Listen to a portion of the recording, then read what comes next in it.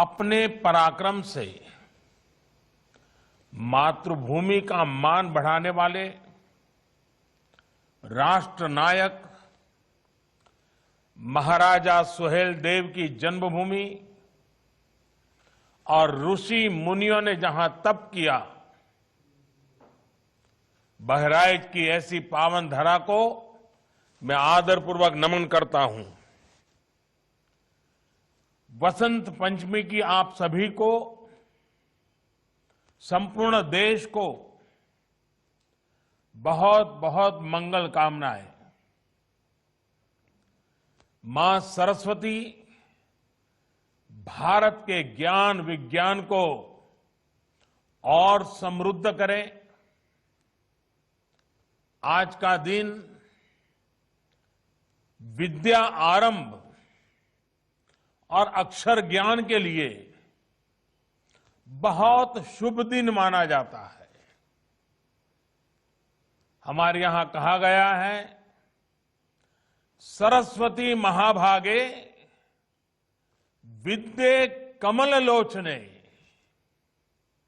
विद्या रूपे विशाल लक्षी विद्याम देहि नमोस्तुते। अर्थात, हे महाभाग्यवती ज्ञान रूपा, कमल के समान विशाल नेत्र वाली ज्ञानदात्री सरस्वती, मुझको विद्या दीजिए। मैं आपको नमन करता हूं। भारत की मानवता की सेवा के लिए रिसर्च और इनोवेशन में जुटे, राष्ट्र निर्माण में जुटे हर देशवासी को मां सरस्वती का आशीर्वाद मिले, उन्हें सफलता मिले, यही हम सभी की प्रार्थना है। भाइयों और बहनों, रामचरितमानस में गोस्वामी तुलसीदास जी कहते हैं, ऋतु बसंत बह त्रिविध बयारी, यानी वसंत ऋतु में शीतल, मंद, सुगंध ऐसी 3 प्रकार की हवा बह रही है। इसी हवा, इसी मौसम में खेत, खलिहान, बाग, बगान से लेकर जीवन का हर हिस्सा आनंदित हो रहा है। वाकई हम जिस तरफ देखें तो फूलों की बहार है। हर जीव वसंत ऋतु के स्वागत में खड़ा है। ये वसंत महामारी की निराशा को पीछे छोड़कर आगे बढ़ते भारत के लिए नई उम्मीद, नई उमंग लेकर आया है। इस उल्लास में भारतीयता, हमारी संस्कृति, हमारे संस्कारों के लिए ढाल बनकर खड़े होने वाले महानायक महाराजा सुहेलदेव जी का जन्मोत्सव हमारी खुशियों को और बढ़ा रहा है।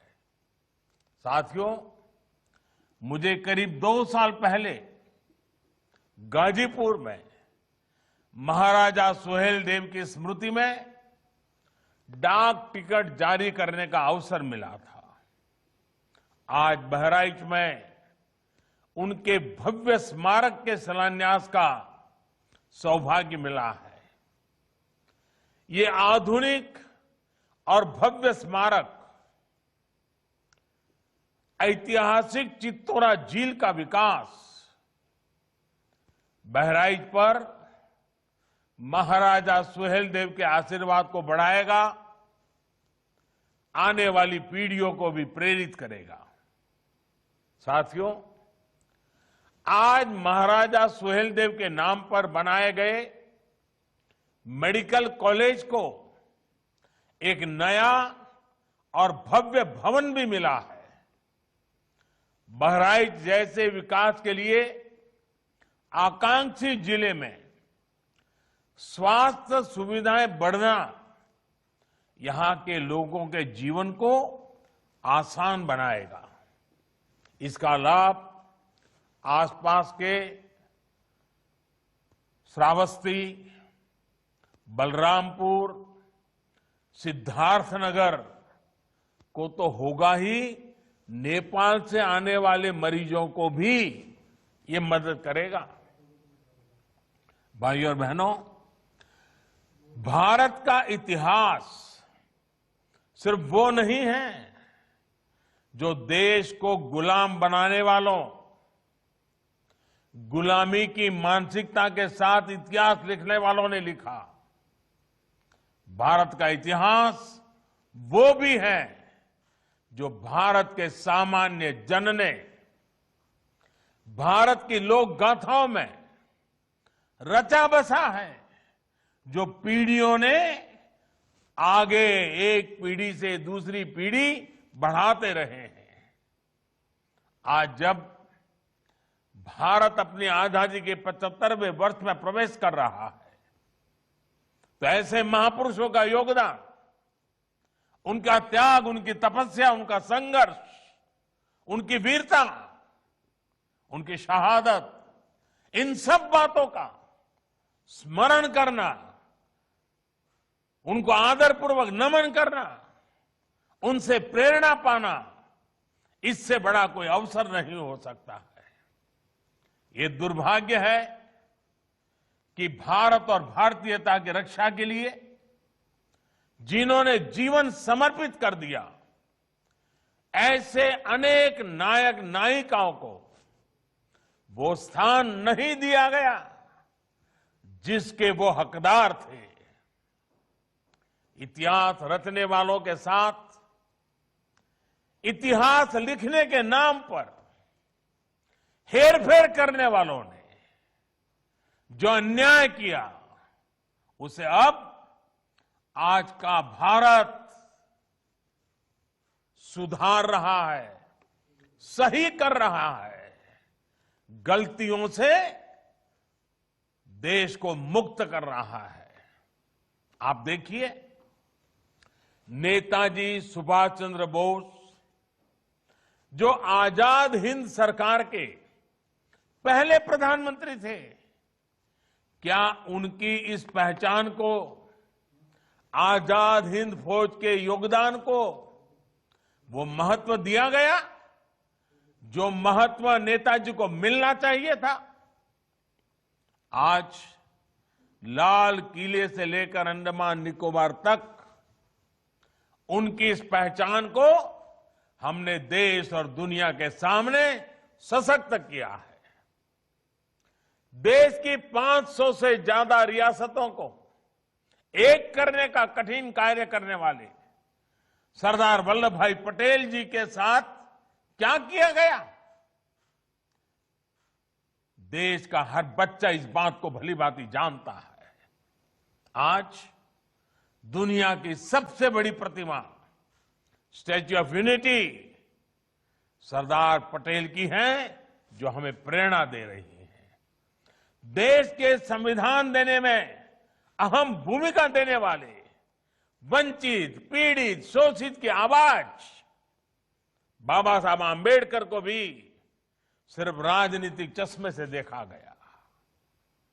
आज भारत से लेकर इंग्लैंड तक डॉक्टर बाबा साहब आंबेडकर से जुड़े स्थानों को पंच तीर्थ के रूप में विकसित किया जा रहा है।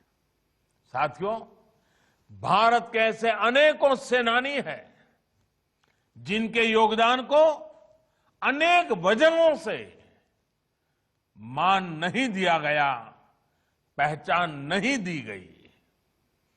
चौरी चौरा के वीरों के साथ जो हुआ, वो क्या हम भूल सकते हैं?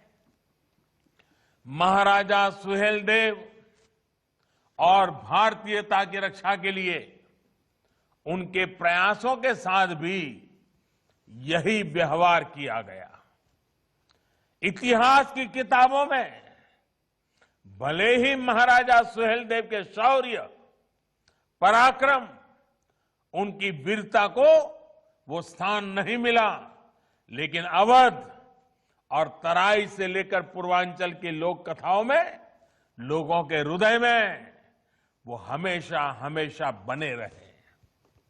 सिर्फ वीरता ही नहीं, एक संवेदनशील और विकासवादी शासक के रूप में उनकी छाप अमिट है।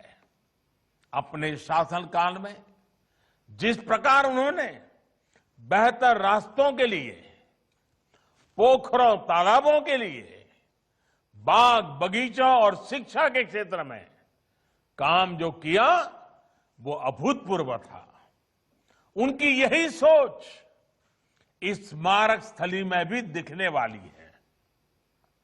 साथियों, पर्यटक महाराजा सुहेलदेव जी के जीवन से प्रेरित हो सके, इसके लिए उनकी 40 फीट की कांस्य प्रतिमा स्थापित होगी। यहां पर बनने वाले संग्रहालय में महाराजा सुहेलदेव से जुड़ी ऐतिहासिक जानकारियां होगी। इसके भीतर की और आसपास की सड़कों का चौड़ीकरण किया जाएगा। बच्चों के लिए पार्क बनेगा, सभागार होगा, पर्यटकों के लिए आवास गृह, पार्किंग, कैफेटेरिया जैसी अनेक सुविधाओं का निर्माण होगा। इसके साथ साथ जो स्थानीय शिल्पकार है, कलाकार है, वो अपना सामान यहां आसानी से बेच पाए, इसके लिए दुकानों का निर्माण किया जाएगा। इसी तरह चित्तौरा झील पर घाट और सीढ़ियों के निर्माण और सुंदरीकरण से इस ऐतिहासिक झील का महत्व और बढ़ जाएगा। ये सारे प्रयास बहराइच की सुंदरता ही नहीं, सिर्फ सुंदरता बढ़ाएंगे ऐसा नहीं, बल्कि यहां आने वाले पर्यटकों की संख्या में भी वृद्धि करेंगे। मरी मैया की कृपा से ये कार्य जल्द पूरे होंगे। भाइयों और बहनों, बीते कुछ सालों में देश भर में इतिहास, आस्था, अध्यात्म, संस्कृति से जुड़े जितने भी स्मारकों का निर्माण किया जा रहा है, उनका बहुत बड़ा लक्ष्य पर्यटन को बढ़ावा देने का भी है। उत्तर प्रदेश तो पर्यटन और तीर्थाटन दोनों के मामले में समृद्ध भी है और इसकी क्षमताएं भी अपार है। चाहे वह भगवान राम का जन्म स्थान हो या कृष्ण का वृंदावन हो, भगवान बुद्ध का सारनाथ हो या फिर काशी विश्वनाथ, संत कबीर का मगहर धाम या वाराणसी में संत रविदास की जन्मस्थली का आधुनिकीकरण, पूरे प्रदेश में बड़े पैमाने पर काम चल रहा है। इनके विकास के लिए भगवान राम, श्री कृष्ण और बुद्ध के जीवन से संबंधित स्थलों जैसे अयोध्या, चित्रकूट, मथुरा, वृंदावन, गोवर्धन, कुशीनगर, श्रावस्ती आदि तीर्थ स्थलों पर रामायण सर्किट, आध्यात्मिक सर्किट, बौद्ध सर्किट, ऐसे अनगिनत सर्किट, इसका विकास किया जा रहा है। भाइयों और बहनों, बीते कुछ वर्षों में जो प्रयास हुए हैं, उनका प्रभाव भी नजर आने लगा है। जिस राज्य में अन्य राज्यों से सबसे अधिक पर्यटक आते हैं, वो प्रदेश का नाम है उत्तर प्रदेश। विदेशी पर्यटकों को आकर्षित करने में भी यूपी देश के टॉप 3 राज्यों में आ चुका है। उत्तर प्रदेश में पर्यटकों के लिए जरूरी सुविधाओं के साथ साथ आधुनिक कनेक्टिविटी के साधन भी बढ़ाए जा रहे हैं। भविष्य में अयोध्या का एयरपोर्ट और कुशीनगर का इंटरनेशनल एयरपोर्ट देश विदेशी टूरिस्टों के लिए बहुत उपयोगी साबित होगा। उत्तर प्रदेश में छोटे बड़े दर्जन भर एयरपोर्ट्स पर काम चल रहा है, जिसमें से कई पूर्वांचल में ही है। उड़ान योजना के तहत यूपी के अनेक शहरों उनका काम कीमत वाली हवाई सेवा से जोड़ने का अभियान चल रहा है, कम कीमत से। इसके अलावा Purvanchal expressway, Bundelkhand expressway, Ganga expressway, Gorakhpur link expressway, Ballia link expressway, ऐसी आधुनिक और चौड़ी सड़कें पूरे यूपी में बनाई जा रही हैं। और ये तो एक तरह से आधुनिक यूपी के आधुनिक इंफ्रास्ट्रक्चर की शुरुआत है। एयर और रोड कनेक्टिविटी के अलावा यूपी को रेल कनेक्टिविटी भी आज आधुनिक हो रही है। यूपी 2 बड़े डेडिकेटेड फ्रेट कॉरिडोर का जंक्शन है।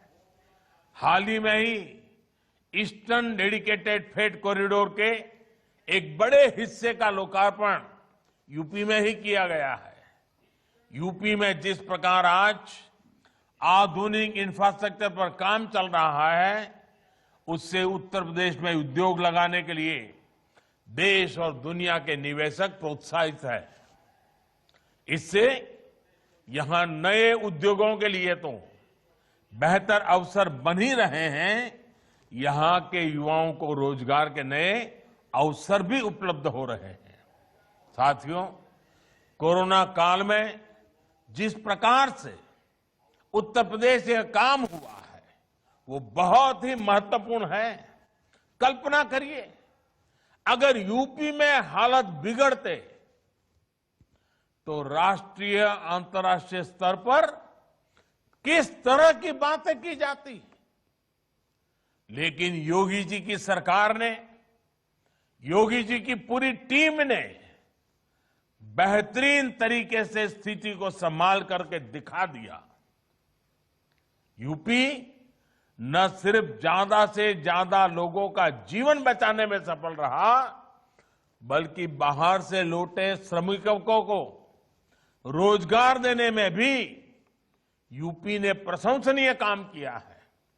भाइयों और बहनों, कोरोना के खिलाफ यूपी की लड़ाई में पिछले 3-4 वर्षों में किए गए कार्यों का बहुत योगदान रहा है।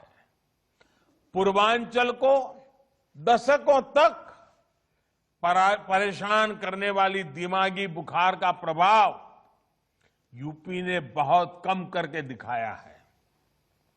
यूपी में 2014 तक 14 मेडिकल कॉलेज थे, जो आज बढ़कर 24 हो चुके हैं।